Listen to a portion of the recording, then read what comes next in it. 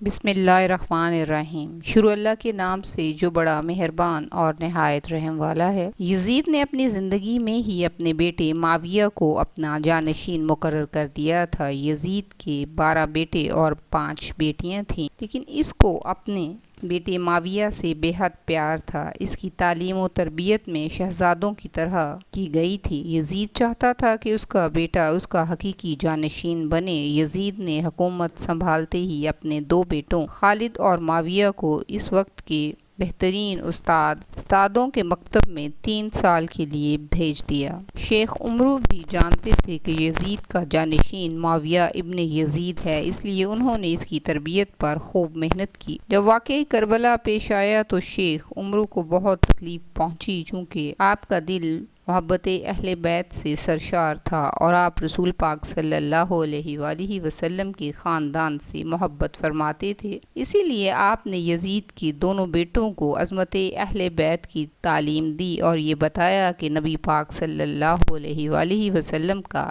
فرمان عالی شان ہے کہ میں تم سے اجر رسالت کچھ نہیں مانگتا، بس میرے اہل بیت سے محبت کرنا۔ ایک طرف کربلا کا واقعہ پیش آیا اور جگہ جگہ یزید کے خلاف بغاوتیں اٹھنے لگیں، تو وہیں دوسری طرف معاویہ جو یزید کا جانشین تھا، اس کی تربیت ایک سچے عاشق رسول نے کی۔ واقعہ کربلا کے تیسرے سال سنہ 683 عیسوی میں یزید عبرتناک موت سے دوچار ہوا تو معاویہ ابن یزید بھی کچھ عرصے کے بعد تخت نشین ہو گیا۔ جیسے ہی معاویہ ابن یزید تخت پر بیٹھا تو استاد کی محنت رنگ لانے لگی۔ اس نے آتے ہی واقعہ کربلا کی تحقیق کی اور محض 40ویں دن لوگوں کو اپنی طرف سے آزاد کر دیا۔ یزید کا بیٹا معاویہ ابن یزید نوجوان تھا اور جوانی کی حکومت کا ایسا دور ہے کہ جب انسانی خواہشات کی منہ زوری عروج پر ہوتی ہے۔ یزید کا جانشین ہونا اور پوری اسلامی مملکت پر حکمرانی کرنا اپنی تمام جائز و ناجائز خواہشات کو پورا کرنے کے لیے بہترین مواقع تھا، مگر معاویہ ابن یزید نے تخت پر بیٹھتے ہی واقعہ کربلا کی تحقیقات کیں اور حالات کا بہت باریک بینی سے جائزہ لیا۔ جب اس نے دیکھا کہ میرے باپ نے اسلام اور مسلمانوں کو کس قدر نقصان پہنچایا ہے، اس نے محسوس کیا کہ وہ ایک دوراہے پر کھڑا ہے کہ حکومت کی باغ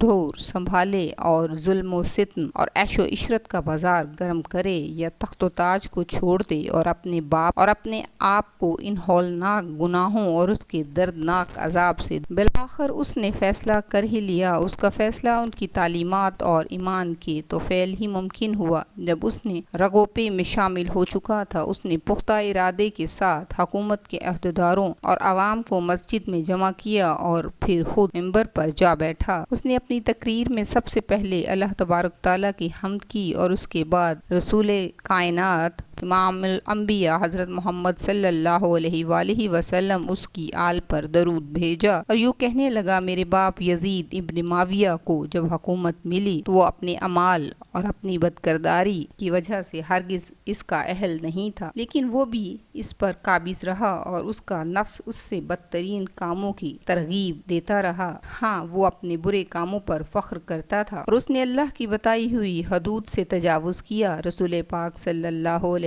وآلہ وسلم کی آل پر اس نے بدترین مظالم ڈھائے، لیکن اس کی حکومت کی مدت بہت ہی تھوڑی تھی اور وہ بہت جلد اس کی شرمناک زندگی کا خاتمہ ہو گیا، اور آج وہ اپنے اعمال کے حساب کتاب میں الجھا ہوا ہوگا۔ جب معاویہ ابن یزید کی بات یہاں تک پہنچی تو اس کا گلا رک گیا۔ کافی دیر تک وہ بلند آواز میں روتا رہا اور اس کے بعد وہ دوبارہ لوگوں سے ہم کلام ہوا اور اس نے کہا، اے لوگوں، میں تمہارے گناہوں کا بوجھ اپنے کندھوں پر نہیں اٹھا سکتا اور نہ ہی تمہاری دوستی کا طوق اپنے گلے میں ڈالوں گا۔ میری خواہش تو یہ ہے کہ حکومت شہزادہ حسین حضرت امام زین العابدین کے حوالے کر دی جائے، یا اب تم خود جو بہتر سمجھو وہ کرو، یا وہ حکومت کرے جس کا تم انتخاب کرو۔ میں اپنی بات سے تم لوگوں پر ہاتھ اٹھاتا ہوں اور اس خلافت کو چھوڑتا ہوں۔ معاویہ ابن یزید کے ان جملوں نے محفل میں ایک طوفان برپا کر دیا۔ یوں یزید کے بیٹے معاویہ ابن یزید نے حکومت کرنے سے انکار کر دیا۔ اس کے بعد بنو امیہ نے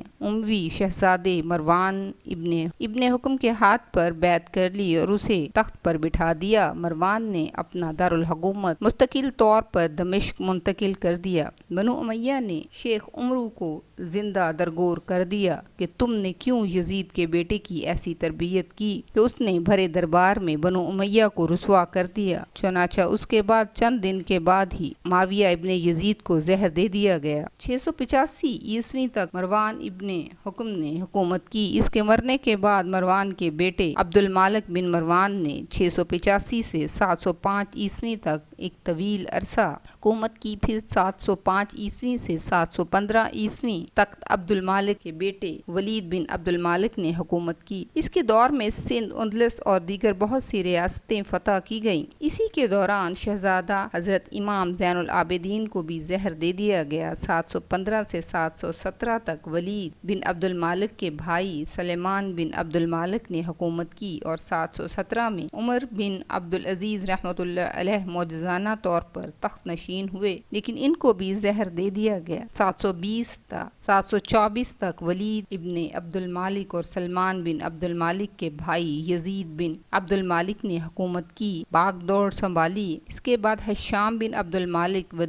ولید بن یزید، یزید بن ولید، ابراہیم بن ولید اور مروان بن محمد نے بالترتیب حکومت کی اور 750 عیسوی میں بنو امیہ کی حکومت کا تختہ بنو عباس نے الٹ دیا۔ بنو امیہ کا آخری حکمران مروان ثانی ایک انتہائی سست اور ڈرپوک حکمران تھا، جس نے ابو مسلم خراسانی کے ہاتھوں شکست کھائی اور یوں بنو عباس کی حکمرانی شروع ہو گئی۔ تاریخی کتابوں میں درج ہے کہ بنو مسلم خراسانی نے بنو عباس کے ابو جعفر منصور اور اس کے بھائی ابو العاص کو حکمرانی سونپ دی۔ اس طرح بنو عباس کے پہلے حکمران ابو العباس نے آتے ہی بنو امیہ کا نام و نشان مٹانے کی قسم کھائی۔ بہت سے لوگوں کو قتل کر دیا گیا اور کربلا کے واقعے میں ملوث تمام کرداروں کی قبریں تک کھود دی گئیں۔ اس طرح بنو عباس کے حکمران ابو العباس نے یزید کی قبر کو بھی کھدوایا اور یہ کام اس نے اپنی نگرانی میں کروایا۔ وہ چاہتا تھا کہ یزید کو قبر سے نکالے اور اس کی لاش کو سولی پر لٹکائے۔ چنانچہ یزید کے مرنے کے 65 سال بعد اس کی قبر کو اس وقت کے حکمران نے کھدوایا، لیکن جب قبر کو کھولا گیا تو سب یہ دیکھ کر حیران رہ گئے۔ اس میں لکڑیوں کی راکھ، بدصورت کتے اور اژدہے کے سوا کچھ نہ تھا۔ اللہ تبارک تعالیٰ سے دعا ہے کہ وہ ہمیں گناہوں سے بچنے اور نیک اعمال کرنے کی توفیق دے۔